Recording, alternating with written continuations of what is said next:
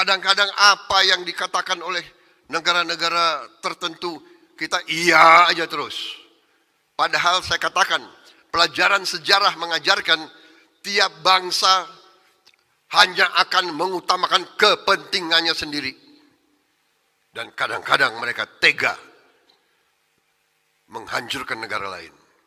Sebagaimana yang kita ketahui bahwa pada Minggu 31 Maret 2024 lalu dikabarkan bahwa Komite HAM PBB menyoroti kasus melonjaknya angka pelanggaran HAM yang dilakukan oleh aparat TNI Polri dalam menangani konflik kelompok kriminal bersenjata yang selama ini terjadi di Papua. Dalam sidang yang diselenggarakan di Jenewa itu, Komite HAM PBB sangat menyayangkan akan meningkatnya kasus pelanggaran HAM oleh aparat keamanan Indonesia terhadap warga Papua. Padahal seperti yang kita ketahui bahwa yang diberantas oleh prajurit TNI Polri bukanlah warga sipil Papua, melainkan warga yang telah teridentifikasi terlibat dalam keanggotaan kelompok separatis bersenjata di Papua. Sontak saja tuduhan Komite HAM PBB yang tidak mendasar ini pun membuat sebagian besar warga Indonesia kesal dan geram atas penilaian Komite HAM PBB terhadap upaya-upaya Indonesia dalam menangani konflik yang selama ini terjadi di Papua. Sebagian besar warga Indonesia menilai bahwa Komite HAM PBB seolah tebang pilih dalam menegakkan hukum hak asasi manusia di dunia. Padahal jumlah korban yang berasal dari aparat TNI Polri juga sangatlah banyak. Namun Komite HAM PBB seolah menutup mata dari fakta ini. Berbicara mengenai persoalan hak asasi manusia tentunya tidak lepas dari adanya unsur politik. Seperti yang kita ketahui bahwa hak asasi manusia kerap kali dijadikan tameng bagi negara-negara Barat dan Amerika Serikat untuk menjatuhkan reputasi negara yang menjadi musuhnya. Catatan sejarah menceritakan bahwa dahulu Indonesia pernah mendapat sanksi tegas dari negara-negara Barat dan Amerika Serikat atas adanya pelanggaran HAM yang dilakukan oleh rezim kepemimpinan Presiden Soeharto. Pada era kepemimpinan Presiden Soeharto, Indonesia cenderung mengandalkan kekuatan militer sepenuhnya untuk menjaga stabilitas keamanan dan pertahanan negara. Hal ini dibuktikan dengan adanya tim penembak misterius atau Petrus yang ditugaskan untuk membasmi para pelaku tindak kriminal yang meresahkan masyarakat.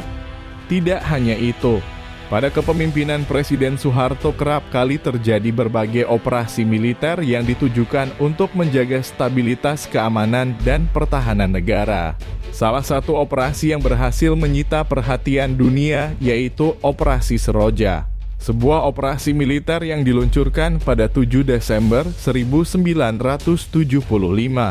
Operasi ini dilancarkan sebagai respons pemerintah atas tindakan Partai Fretilin yang mendeklarasikan kemerdekaan Republik Demokratik Timur Timur secara sepihak pada 28 November 1975. Meskipun Operasi Seroja memiliki tujuan untuk meredam aksi pemberontakan yang dilakukan oleh Partai Fretilin. Namun faktanya lagi-lagi negara-negara Barat dan Amerika Serikat justru malah menjustifikasi bahwa Indonesia telah melakukan pelanggaran HAM pada saat operasi tersebut sedang berlangsung. Dengan siasat liciknya, negara-negara Barat dan Amerika Serikat akhirnya berhasil memberikan dukungan penuh kepada para kelompok pemberontak Fretilin. Singkatnya, pada tanggal 20 Mei 2002 Timor Timur secara resmi lepas dari Indonesia dan berdiri sebagai negara yang merdeka sepenuhnya, yaitu Republik Demokratik Timor Leste. Usut punya usut, rupanya tujuan negara-negara Barat dan Amerika Serikat termasuk Australia memberikan dukungan dan bantuan kepada para kelompok pemberontak Fretilin bukanlah cuma-cuma. Fakta hari ini mengatakan bahwa saat ini kekayaan alam yang ada di Timor Leste sedang dieksploitasi oleh negara-negara Barat, Amerika Serikat, dan Australia. Dengan adanya kejadian ini, pemerintah Indonesia seharusnya belajar untuk berhati-hati dalam melawan siasat licik negara-negara Barat dan Amerika Serikat. Mengingat Papua merupakan provinsi yang sangat kaya akan sumber daya alam. Sehingga yang ditakutkan ialah Amerika Serikat dan para sekutunya menggunakan hak asasi manusia sebagai senjata untuk merebut wilayah Papua dari cengkraman bangsa Indonesia. Berhubungan dengan hal ini, masih ingatkah kalian Lur dengan adanya pidato calon Presiden Prabowo Subianto yang mengatakan bahwa Amerika Serikat dan para sekutunya merupakan negara yang merasa dirinya paling manusiawi. Dengan modus alibi menegakkan hukum hak asasi manusia di dunia, namun faktanya mereka menegakkan hukum hak asasi manusia hanya berdasarkan kepentingan politik mereka saja. Kadang-kadang apa yang dikatakan oleh negara-negara tertentu, kita iya aja terus. Padahal saya katakan, pelajaran sejarah mengajarkan tiap bangsa hanya akan mengutamakan kepentingannya sendiri. Dan kadang-kadang mereka tega menghancurkan negara lain. Ini kita lihat hari ini di hadapan mata kita sendiri. Ada bangsa-bangsa tertentu selalu ngajarin kita HAM demokrasi. Tetapi di Gaza mereka diam. Mereka bilang itu bukan pelanggaran HAM. Seharusnya langkah bijak yang dilakukan oleh pemerintah saat ini yaitu dengan bergabung ke dalam aliansi negara-negara yang menentang keras atas pengaruh Amerika Serikat di dunia.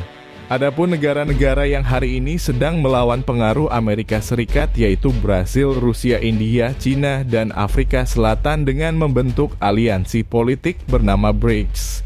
Mengingat sampai detik ini kelemahan Indonesia hanyalah pada bidang diplomasi internasional, maka sudah semestinya pemerintah harus segera menjalin hubungan diplomasi dengan negara-negara tersebut agar kelak Indonesia mampu melawan pengaruh Amerika Serikat dan para sekutunya.